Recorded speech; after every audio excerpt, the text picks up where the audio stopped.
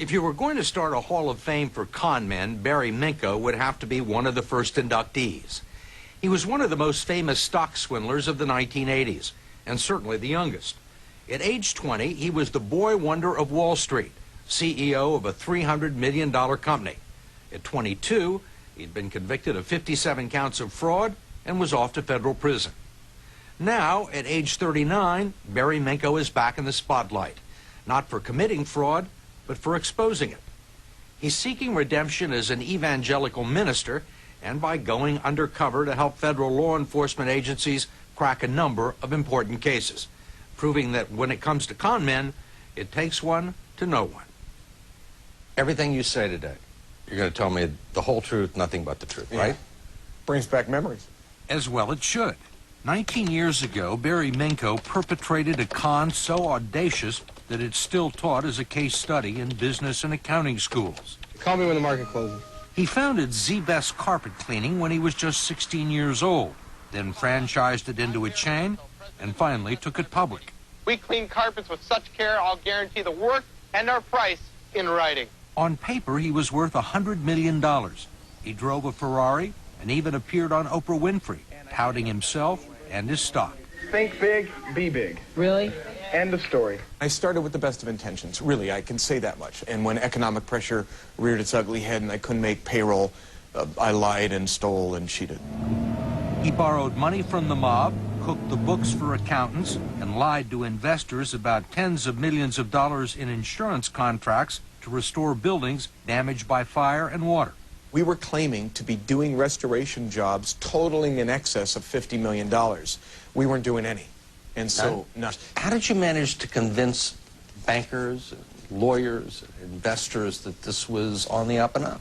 By getting an auditing firm and getting them the paperwork and much to our shame, creating documents that would support earnings and contracts, 22,000 documents. All phony? Yeah, cutting and pasting, whiteout. What, Nag? When a major accounting firm finally demanded to see one of the restoration jobs, Minkow found a brand new building in Sacramento, paid off a guard, and brought the auditors in on a Saturday morning. We'd give the guard $50 to recognize us. We'd bring the auditors in. They'd say, hi. And we'd walk up and say, yeah, we just did all this. We put signs about Z-Best. It was like a Hollywood production.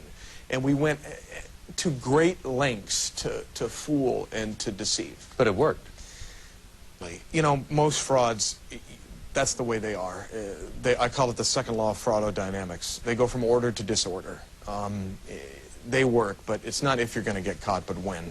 When it did collapse, he left investors holding the bag for $26 million, wiping out life savings and ruining lives.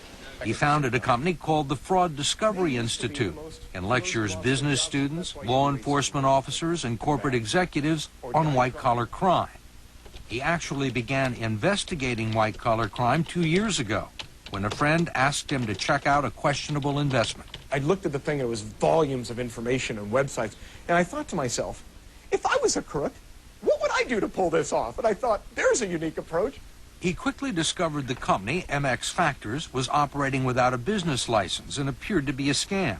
So he wrote up a report and sent it off to a federal postal inspector named Tim France. He urgently asked me to look into it. It turned out to be a big fraud. Yes, $35 million in losses.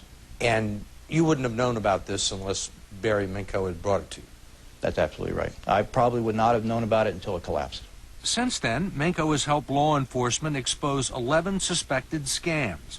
He's even gone undercover for the FBI wearing a wire. The biggest case involved financial advisory consultants run by James Lewis, who's charged with bilking investors out of $300 million in retirement money. Minkow is much less interested in prosecuting frauds than he is in exposing them while they're still going on. He searches public records, employs private detectives, and goes undercover to perform the kind of due diligence most investors don't know how to do. He's now helped authorities uncover far more fraud than he ever perpetrated, and as a result, Judge Dikran Tavrisian, who originally sentenced Minkow to 25 years, released him from the terms of his probation. He's uncovered several hundreds of million dollars worth of frauds, And I give him credit for that. You can take what you used to use for evil and manipulative reasons and to hurt people and use those same talents and abilities to help them.